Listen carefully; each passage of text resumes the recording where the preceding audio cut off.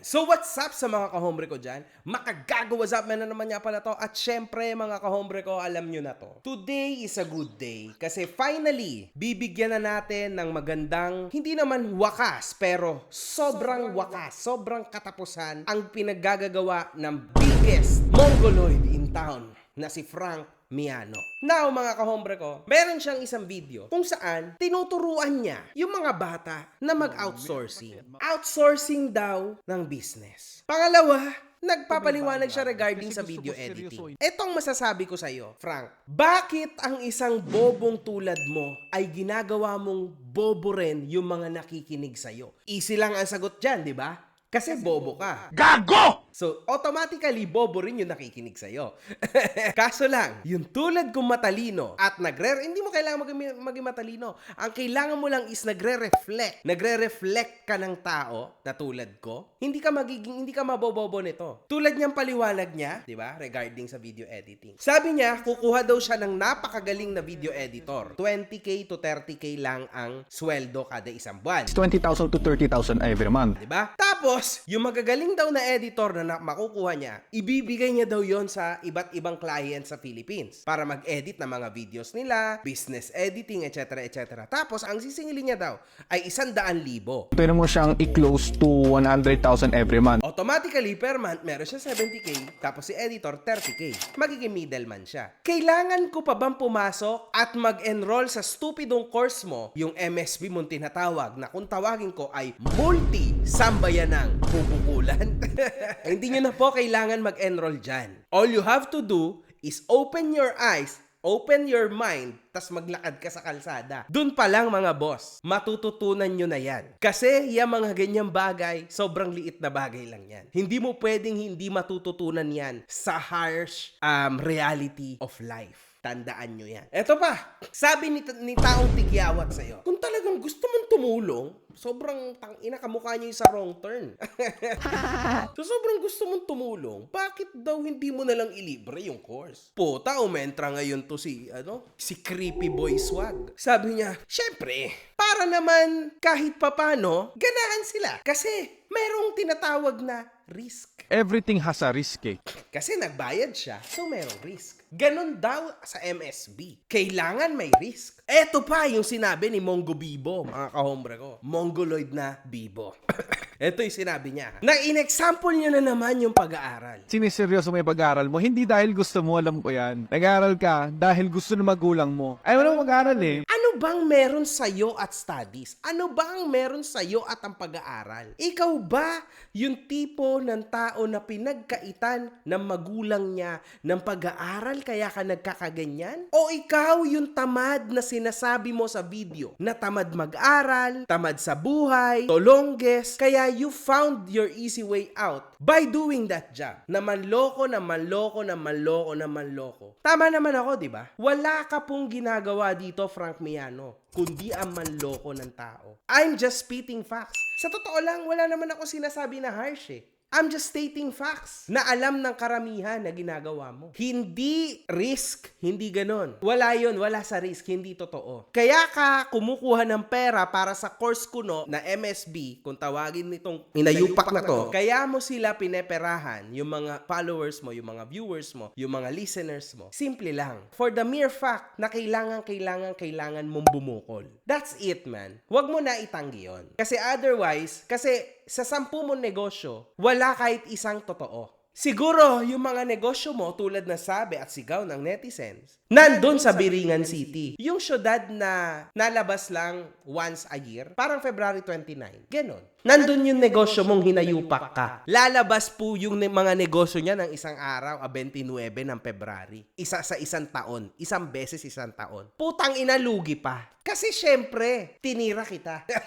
Sa halip na sobrang daming taong pupunta sa'yo, wala matitira kahit isa. Frank, that's life. Isa pa, scam talaga ang MSB. Meron dito nagsasalitang Mongoloid na bata na kesyo siya daw ay nakapasa sa ganto, eto daw patunay na natuto siya. Hindi po siya scam. Wala kang natutunan, boy. Yung nagsasalita ka ng positibo about dyan sa MSB na yan, automatically is a big no. Plus, naka-upload pa yan mismo sa channel nung Frank. Ako, bilang taong nagre-reflect, bakit at paano ako maniniwala sa kahibangan yung tatlo? Si Wrong Turn, si Pangit na Mongoloid na mambubukol, at ikaw na tolongges ka na estudyante kuno ka na natuto ka sa course na MSB. Paano kami maniniwala sa salita yung tatlo? Yung isa videographer, si Pangit, si Mongoloid nagsasalita, tapos ikaw estudyanteng papunta sa pagiging big Mongoloid, sumasang-ayon sa boss mo. Uploaded sa channel at sa account ng boss mo. Why should I believe you? You stupid fart. Kasi hindi ako bobo. Logic lang to, mga kahombre ko.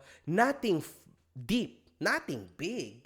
This is just pure logic. Gets? Babasahin ko sa inyo ang mga comment ng mga tao sa mga nagrereklamo, mga kahombre ko. Boss, isa rin ako sa mga nabiktima niyan. Way back 2022. Ayaw magpa-refund. Nung nalaman namin na magpapanggap kaming ibang tao para mag-outsource, pero portfolio ng iba gagamitin namin, alam ko na sobrang scam. Kasi syempre usually mga kahombre ko, yung mga tao hindi naman sophisticated eh. So kailangan yung profile niya sa Facebook, sa social media, super sophisticated. Nakamagandang damit, professional picture para paniwalaan. Naintindihan nyo ba? So kailangan niyang mag-act like this guy na binuo na peke nitong Frank para paniwalaan siya at makapag-outsource siya. Otherwise, walang mangyayari. Imagine ninyo, man. This is not a joke. This is a big scam. Real talk. Reality check, man. Ito pa. Lumabas dito yung mga messages nila. Isa po ako sa biktima ng panlilinlang ng networking at marami kami. Grabe yung ginawa sa buhay namin. Pagkatapos makinabang at kumita, pinabayaan kami. Hanggang ngayon, ni kamusta? Wala. Marami kaming nagkabaon-baon sa utang kasi encourage nila sa mga ini-invite nila na utang is the key daw. Na pag may pangarap, gagawa ng paraan. Stress lang ang inabot namin ng mga kasama ko. Until now, stress pa rin dahil nagbabayad kami ng utang na sila naman ang nakinabang. Ako din, boss.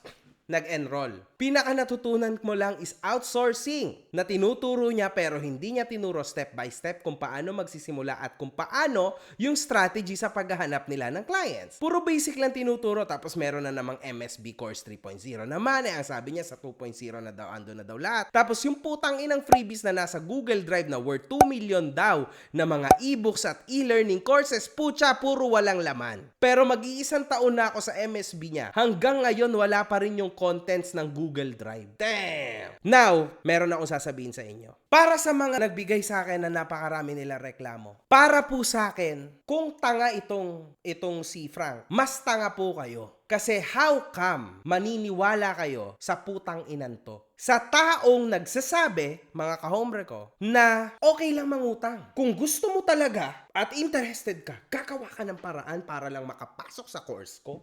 Ang dami niya pong sinabi na mode of payment, di ba? Merong cash, pero syempre meron ding hulugan. At meron ding utang. Pwede naman sila mag-G-credit, one hand. Tulad ng G-credit, alam niya sa Gcash. Bill is one hand. Hindi ko na alam yung ibang yun. Diyos ko, siya lang ang nakapagsabi sa akin. Grabe, alam niya lahat. Doon pa lang, alam niyo na. In short, mga pautangan po yan na application. Diyan pa lang, dapat na alarma na kayo. Natatangahin kayo ng tao na ito. So masama ang loob ko na naaawa. Kasi how come may naloloko pa rin ang mga ganitong kasimpleng scheme? This is a fucking simple scheme na kahit ata tama yung tao na grade 3, alam to, maiintindihan kung saan to matatapos. How come hindi mo yan nalaman? Because of your greed? Na gusto mong yumaman sa madaling paraan? Because of your stupidity? Na maniniwala ka? You need to fucking be real. Hard work pays off. That's real. Alam ng mga kahombre ko yan kung saan ako nagmula kaya ako napapunta dito. Hard work pays off. Ang pag-aaral ay mahalaga, mga boss. Diskarte, marami tayo niyan later. Kasi yung pag-aaral may limit. Mas maganda, hindi naman limit kaso mas maganda, mas bata ka matapos sa pag-aaral. Sa habang buhay, doon mo na matututunan yung diskarteng tinatawag para yumaman ka. Una sa lahat, pag ang mga taong nag-iimbita sa'yo sa mga course ay sasabihan ka na agad ng tinatamad ka mag-aral eh. Kaya ganito na lang gawin mo. Automatically, expo yun. O kaya kung gusto mo talaga, dapat gumawa ka ng paraan. Dapat mangutang ka kung talagang interesado ka. Nagpapabayad ako sa course na to, hindi dahil sa bubukulan ko kayo. Dito sa course na to, mag-aaral kayo kasi interested kayo at dahil gusto nyo mag-take ng risk. Or else, wag na kayong pumasok dito sa akin. Doon pa lang X na mga boss. This is sad. Isa pa, to end this shit, hindi ka ba scam, Frank Miano? Gusto mo ipahanap namin kung tunay kang may documents? Kung tunay na existent yung MSB mo? Na multi-sambayan ng bubukulan? Gusto mo, i-check ko yan. Tingnan natin, ilabas natin sa tao kung totoo ba yan. May proper documentations ba yan? Meron ba yan DTI? Legit ba yung MSB? Legit ba yan? Meron ba yung SEC? Is it a soul? Or a corporation? Or a company? Ilang tao ang involved? Ilang tao ang empleyado mo? You don't know.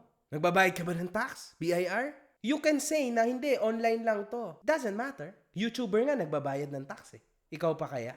Do you give receipt to your students, kuno? Anong klase ng diploma ang ibinibigay mo sa mga estudyante mo? Is that approved by the Department of Education? Hindi, di ba? DepEd? Hindi.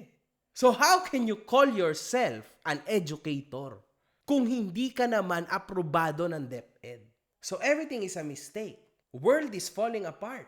It's over. You're done. Wala ka na maloloko dito, man. It's over. Sana yung mga tao hindi na magpakatanga. Hindi na magpatanga. Nakikiusap ako sa inyo. Use your freaking damn head. One love. Good fucking vibes.